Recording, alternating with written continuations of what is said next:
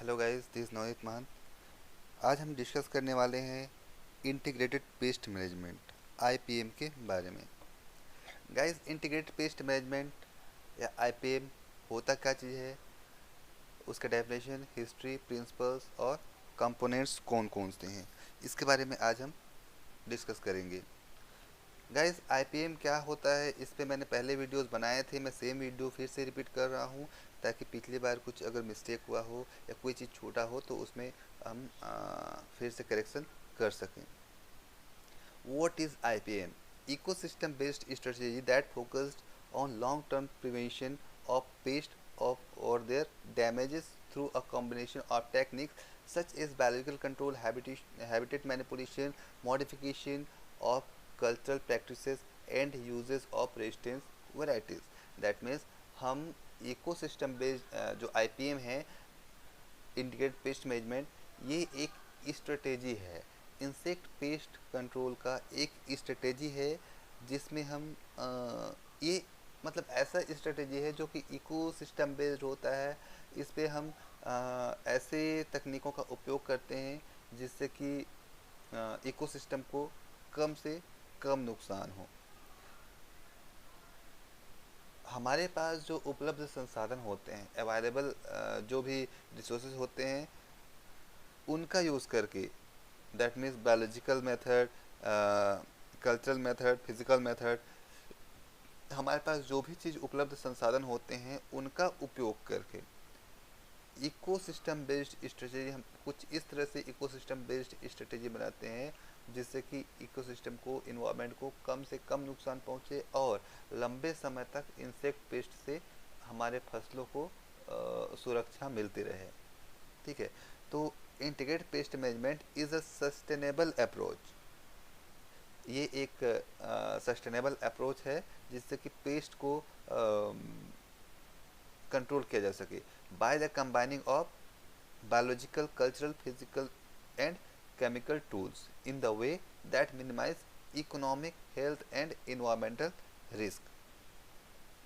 चूँकि जो केमिकल्स होते हैं उनसे बहुत ज़्यादा हेल्थ हजार्ड्स हो सकते हैं, हेल्थ रिस्क हो सकते हैं, इन्वायरमेंटल रिस्क हो सकते हैं। तो सिर्फ केमिकल का यूज़ ना करके biological method, cultural method, physical method, इन सभी मेथड का इस तरह से कॉम्बिनेशन बना के हमको स्ट्रेटेजी बनाना जिससे कि पेस्ट का कंट्रोल भी हो जाए और इन्वायरमेंट को रिस्क भी कम हो, हेल्थ रिस्क कम हो, इन्वायरमेंटल रिस्क भी कम हो। इंटीग्रेटेड पेस्ट मैनेजमेंट के अंतर्गत, जैसे कि यहाँ पे डायग्राम पे आप देख सकते हैं, इंटीग्रेटेड पेस्ट मैनेजमेंट के अंतर्गत फिजिकल, कल्चरल, केमिकल और बायोलॉजिकल तीनों प्रकार के मेथड्स आते हैं।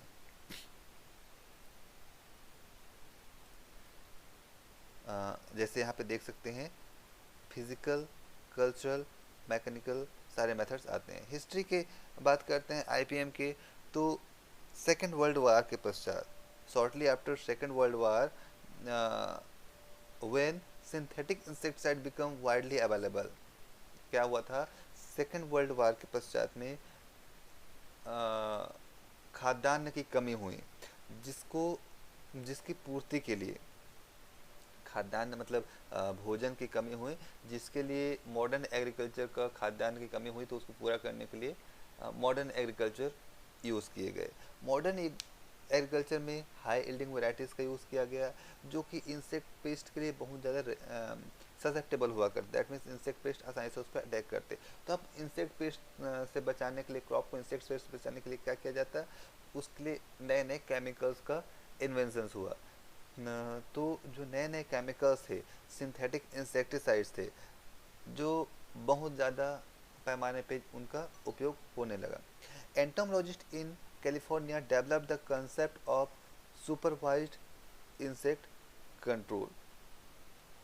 जो कैलिफोर्निया के एंटोमोलॉजिस्ट थे, उन्होंने सबसे पहले सुपरवाइज्ड इंसेक्ट कंट्रोल का कॉन्सेप्ट रखा था ताकि जो केमिकल्स हैं, इंसेक्टिसाइड्स, सिंथेटिक इंसेक्टिसाइड्स, उनके आगामी जो नुकसान है उसको ध्यान में रखते हुए उन्होंने सुपरवाइज्ड इंसेक्ट कंट्रोल का कॉन्सेप्ट रखा था, जिससे कि केमिकल इंसेक्टिसाइड या सिंथेटिक इंसेक्टिसाइड का अनुचित उपयोग ना हो।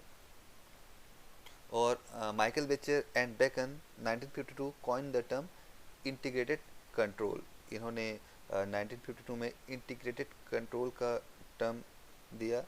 Eastern et al 1959 define integrated control as, उन्होंने जो माइकल बेचर ने एक टर्म दिया इंटीग्रेटेड कंट्रोल, उसको ईस्टर्न एट ऑल ने इंटीग्रेटेड कंट्रोल को डिफाइन किया applied pest control which combines the integrates which combines and integrates biological and chemical control methods। that means integrated control में biological और chemical दो methods का combination या integrate जो है integrated control कहलाया। that is only integrated control। तो integrated control में ईस्टर्न एट ऑल के डेफिनेशन के अनुसार बायोलॉजिकल और केमिकल मेथड को इस तरह से उपयोग किया जाए जिससे कि जो इंसेक्टिसाइड्स हैं उनका बहुत ज़्यादा उपयोग या अनुचित उपयोग ना हो। उसके पश्चात 1966 में गियर ने पेस्ट मैनेजमेंट का टर्म दिया। पेस्ट दैट मीन्स ऐसे जीव जो नुकसान पहुंचाते हैं, तो पेस्ट मैनेजमेंट का उन्होंने टर्म दिया।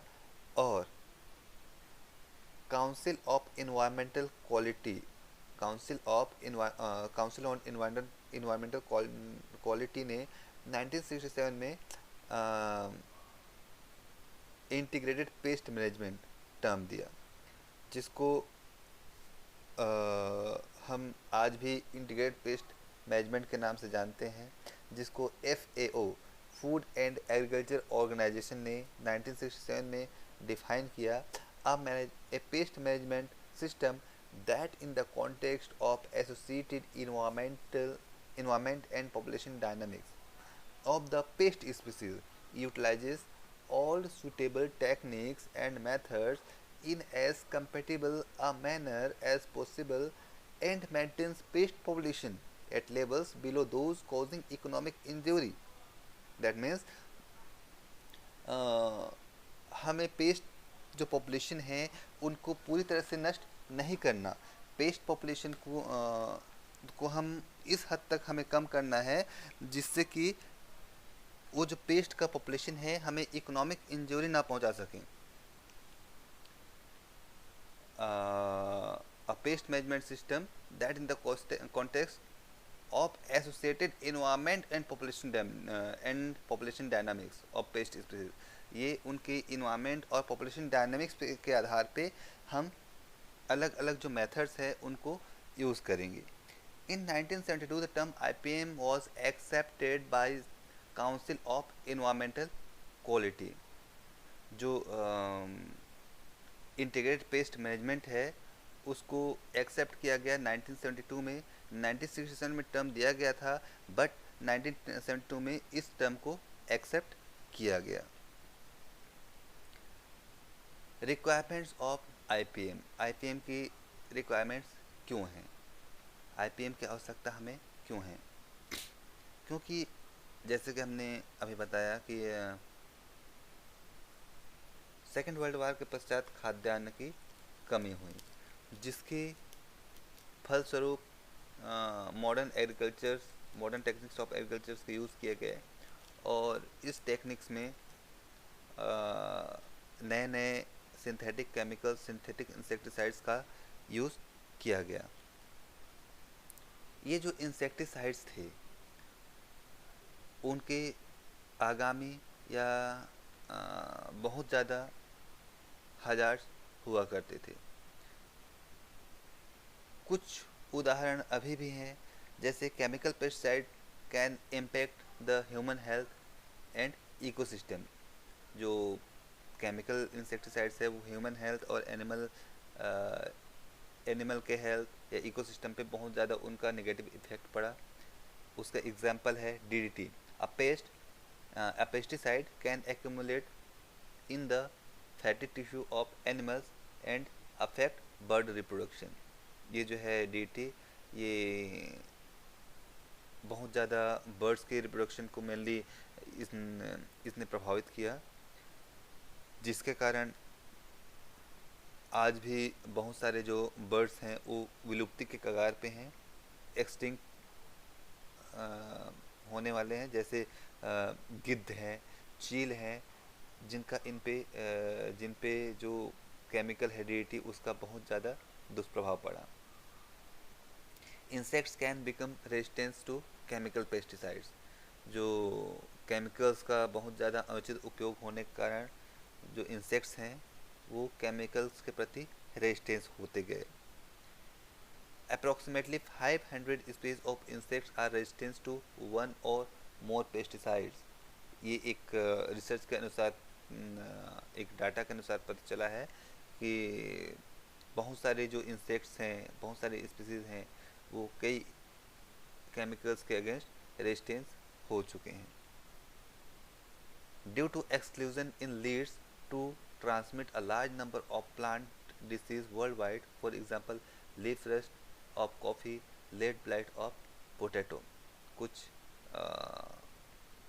एग्जाम्पल्स हैं डिसीज़ और इंसेक्ट्स के, जो कि केमिकल्स के अनुचित उपयोग के कारण या अनुचित तरीके से खेती करने के कारण पूरे वर्ल्ड में फैल गए, जिनके कंट्रोल के लिए आईपीएम की आवश्यकता पड़ती है या बहुत ज़्यादा उनकी आवश्यकता है। Basic principles of IPM. Consideration of ecosystem, that means सबसे पहले बात तो consideration of ecosystem. Principles of IPM का जो प्रिंसिपल है, बेसिक प्रिंसिपल, उसमें से फर्स्ट है consideration of ecosystem. That means ecosystem को हमें नुकसान नहीं पहुंचाना है। सिर्फ केमिकल का अगर यूज़ करते हैं तो इन्वायरमेंटल पोल्यूशन होते हैं। फिज़िकल या कल्चरल अगर सिर्फ यूज़ करते हैं, अगर सिर्फ फिज़िकल मेथड का यूज़ करते हैं, उस कंडीशन में भी इकोसिस्टम अनबैलेंस हो सकता है। बट सभी चीज़ों को एक साथ हम यूज़ करते हैं, फिज़िकल, कल्चरल, बायोलॉजिकल, केमिकल, सारे मेथड्स को जब हम एक साथ यूज़ करते हैं तो उससे इकोसिस्टम का बैलेंस बना हुआ होता है। दैट मीन्स जो बेसिक प्रिंसिपल है वो है सबसे पहला कंसिडरेशन ऑफ इकोसिस्टम। इकोसिस्टम को नुकसान नहीं पहुंचाना है। Control of insect population is a function of ecosystem itself. किसी भी स्पीसीज को, किसी भी जीवों को कंट्रोल करना प्रकृति का खुद का काम है, इसलिए हमें उसमें ज़्यादा अत्यधिक हस्तक्षेप नहीं करना चाहिए। हमें सिर्फ उतना ही हस्तक्षेप करना चाहिए जिससे कि हमको आर्थिक रूप से क्षति ना पहुँचे। Then second principle is pest surveillance. कभी भी कोई भी पेस्ट कंट्रोल करने से पहले हमें पेस्ट मॉनिटरिंग, प्रॉपर मॉनिटरिंग, सर्वे और सर्वेलियंस की आवश्यकता होती है, क्योंकि बिना सर्वे, सर्वेलियंस, बिना मॉनिटरिंग के हम कोई भी कंट्रोल नहीं कर सकते। यदि हम किसी प्रकार के कोई कंट्रोल मेजर अपनाते हैं तो उससे हमें ही नुकसान होगा। सर्वेलियंस और monitoring means constant observation of a subject like crop और pest and recording the factor observe. जो है इंसेक्ट और पेस्ट को कंट्रोल करने के इंसेक्ट और पेस्ट को प्रभावित करने वाले या क्रॉप को प्रभावित करने वाले जो कारक होते हैं, जो फैक्टर्स होते हैं, उनको रेगुलर ऑब्जर्व करना, पेस्ट को रेगुलर ऑब्जर्व करना और क्रॉप को रेगुलर ऑब्जर्व करना, जिसके माध्यम से, जिसको आधार बना के हम अलग अलग स्ट्रेटेजी बना सकें। Then next is utilisation of economic threshold level. Economic threshold level होता क्या चीज़ है, मैंने आप लोगों को पहले ही बताया था कि economic threshold level insect population density का वो लेवल जहाँ से हमको पेस्ट का कंट्रोल करना स्टार्ट करना चाहिए। क्योंकि इकोनॉमिक थ्रेशोल्ड लेवल जो एक ऐसा लेवल होता है, इस लेवल से अगर इंसेक्ट पॉपुलेशन अधिक हो जाता है तो हमको आर्थिक रूप से नुकसान करना शुरू कर देते हैं। तो एक ऐसा लेवल जहाँ से हमको पेस्ट मैनेजमेंट स्टार्ट कर देना चाहिए। Then next is application of minimum selective hazards.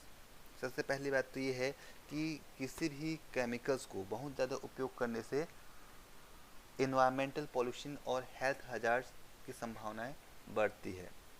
तो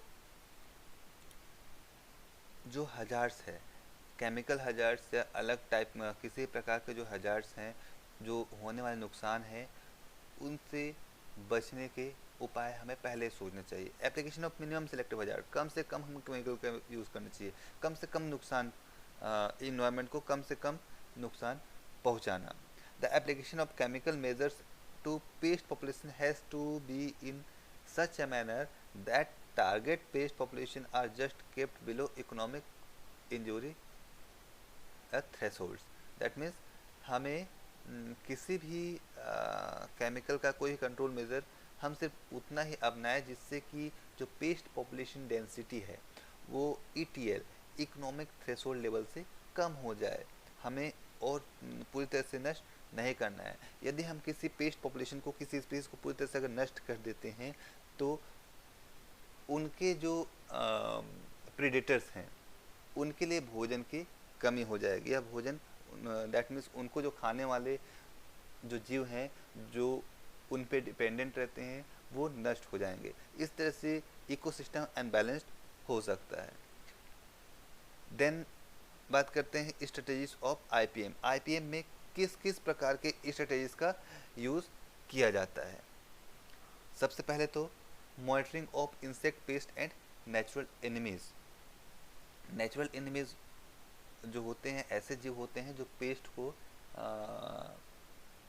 इन्वायरमेंट में पहले से, इकोसिस्टम में पहले से अवेलेबल होते हैं, और पेस्ट को, इंसेक्ट पेस्ट जो होते हैं उनको स्वतः ही खुद ही उनका शिकार करके, उनका प्रे करके या उन पे फीड करके उनको ख़त्म करते हैं। तो हम कह सकते हैं कि नेचुरल एनिमीज जो होते हैं फार्मर्स के लिए या हमारे लिए बेनिफिशियल होते हैं। तो उनका इंसेक्ट पेस्ट और नेचुरल एनिमीज दोनों का प्रॉपर मॉनिटरिंग, पेस्ट सर्वे, सर्वेलेंस और मॉनिटरिंग अति आवश्यक होती है।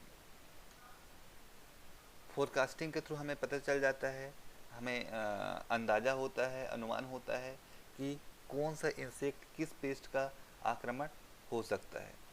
Then next is concept of injury level, economic threshold level और इकोनॉमिक इंजरी लेवल, दोनों ही इंजरी लेवल के कॉन्सेप्ट के अंतर्गत आते हैं, और इसको फॉलो करना, ETL और EIL के कॉन्सेप्ट को फॉलो करना अति आवश्यक है। Then next is integration of pest control tactics, जो पेस्ट को कंट्रोल करने के जो अलग अलग मेथड्स हैं, टैक्टिक्स हैं, उनका आपस में इंटीग्रेशन। देन अब बात करते हैं बेसिक कंपोनेंट्स ऑफ IPM की। IPM के जो बेसिक कंपोनेंट्स हैं वो कौन कौन से हैं। An American IPM system designed around 6 basic components and these are as follows। basic components जो हैं अमेरिकन IPM सिस्टम के अकॉर्डिंग 6 बेसिक कंपोनेंट्स हैं IPM की, ठीक है। 6 बेसिक कंपोनेंट्स में सबसे पहला है एक्सेप्टेबल पेस्ट लेवल। सबसे पहली बात तो हमें फील्ड में रेगुलर मॉनिटरिंग, सर्वे और सर्विलेंस की आवश्यकता होती है, जिससे कि हमको पता चल सके कि पेस्ट का पॉपुलेशन डेंसिटी लेवल क्या है, जिससे हम कंट्रोल करना स्टार्ट करें। तो फर्स्ट होता है acceptable paste level, that means paste population density का वो लेवल जहाँ पे हमें किसी प्रकार के कोई मैनेजमेंट सिस्टम की आवश्यकता नहीं होती, ये एक्सेप्टेबल होता है। क्योंकि इको सिस्टम को बैलेंस बनाए रखने के लिए, इको बैलेंस बनाने के लिए किसी भी पेस्ट का, किसी भी स्पीसीज का इकोसिस्टम में रहना ज़रूरी है। Then next level is, next component is preventive cultural practices. Preventive cultural practices that means हम ऐसे प्रिवेंटिव मेजर्स यूज़ करते हैं जिससे कि जो पेस्ट हैं वो हमारे फील्ड पे अटैक कर ही ना सके, हमारे क्रॉप को अटैक कर ही ना सकें। Then next is monitoring. Proper monitoring of field, then mechanical control.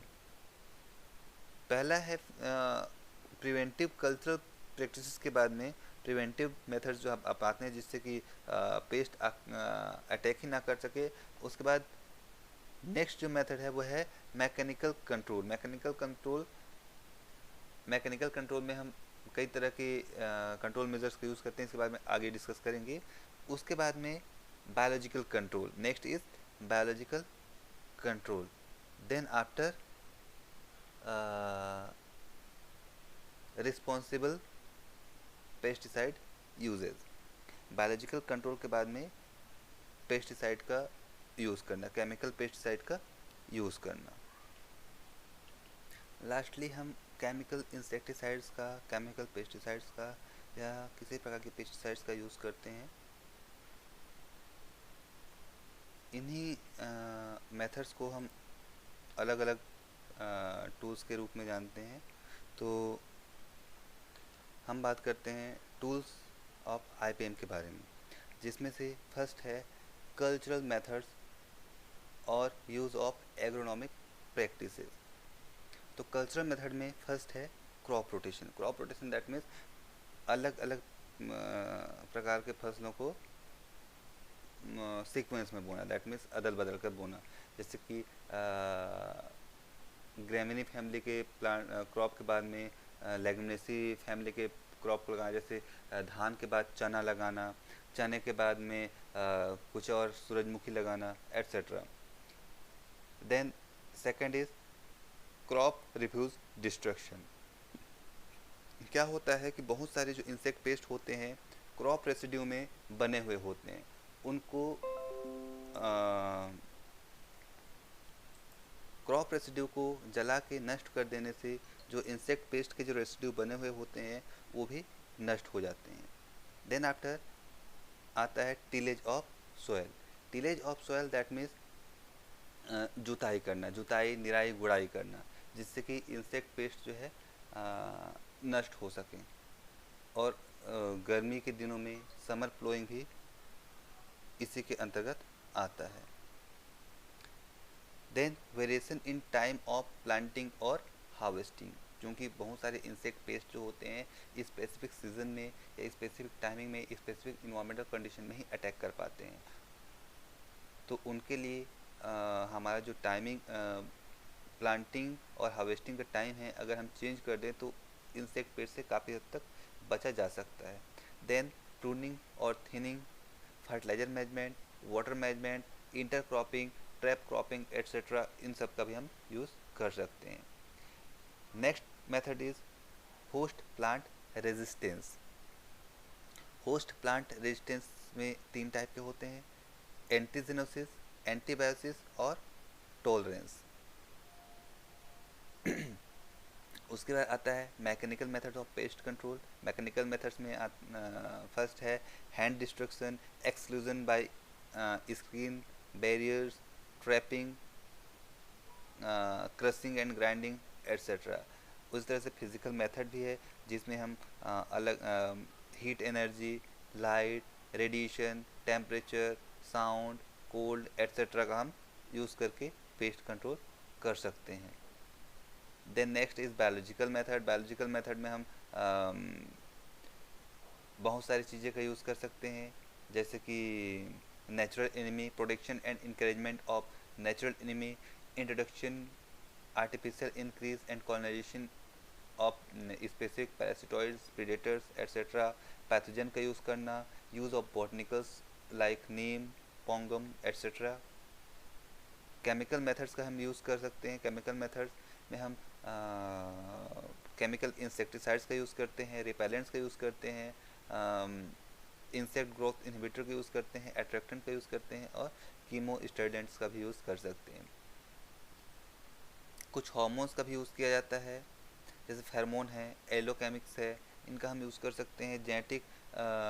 Genetically modified crop का यूज़ कर सकते हैं जिससे कि इंसेक्ट प्लांट पे कम अटैक करे या प्लांट्स हमारा बचा रहे। लास्ट आता है regulatory and legal methods of pest control. Regulatory and legal method में आता है क्वारंटाइन, मेनली क्वारंटाइन इसमें आता है, जो जो कि गवर्नमेंट्स की तरफ से या गवर्नमेंट्स की तरफ से मेनली इसको अपनाया जाता है। क्वारंटाइन में एक जगह से दूसरे जगह जो भी प्लांट्स या मटेरियल्स लाए जाते हैं उनको कंट्रोल किया जाता है। गाइस, आईपीएम के बहुत सारे एडवांटेजेस होते हैं, जिसमें से फर्स्ट है fits better on national economy. That means ये जो है चूँकि भारत में बहुत सारे इन केमिकल्स जो है, केमिकल इंसेक्टिसाइड जो हैं वो नहीं बनते, विदेशों से मंगाए जाते हैं, जिसमें भारत का बहुत सारा धन व्यय हो जाता है। यदि हम आईपीएम का यूज़ करते हैं तो केमिकल का उपयोग कम से कम हो जाएगा और ये इकोनॉमी पे ये इसका विपरीत प्रभाव नहीं पड़ेगा। देन आईपीएम का यूज़ अगर करते हैं तो that is more efficient and cheaper method. ये जो है अगर क्योंकि इसमें हम सारे मेथड्स को एक साथ यूज़ करते हैं तो ये मोर एफिशिएंट हो सकता है लॉन्ग टर्म के लिए। Avoid upsetting the balance of nature, क्योंकि हम इसमें केमिकल्स का कम से कम यूज़ कर रहे हैं, इसलिए बैलेंस जो है इकोसिस्टम का, नेचर का जो बैलेंस है वो बना रहेगा। Then minimise residue hazard of pesticides, क्योंकि जो पेस्टिसाइड्स होते हैं उनका रेसिडुअल हजार्ड बहुत ज़्यादा होता है, जिस कारण बहुत सारे पेस्टिसाइड्स आज की डेट में बैन हो चुके हैं, बंद हो चुके हैं। आईपीएम का यूज़ करने से केमिकल्स का यूज़ वैसे भी कम हो जाते हैं, इस कारण जो है इनमें पेस्टिसाइड रेसिड्यू का हजार्ड कम हो जाता है, उनका खतरा जो है, जोखिम है, वो कम हो जाता है। और आईपीएम के कुछ डिसएडवांटेजेस भी हैं, डिसएडवांटेज कह सकते हैं या लिमिटेशंस भी कह सकते हैं। Integrated pest management system are extremely complex and require a high level of understanding to utilise, क्योंकि आईपीएम में सारी चीज़ों का एक साथ इंटीग्रेशन होता है, जिस कारण ये एक कॉम्प्लेक्स स्ट्रेटेजी हो जाते हैं, जिसको समझ पाना आसान नहीं होता और हर कोई इसमें जो स्ट्रेटेजी है आईपीएम उसको नहीं अपना पाते।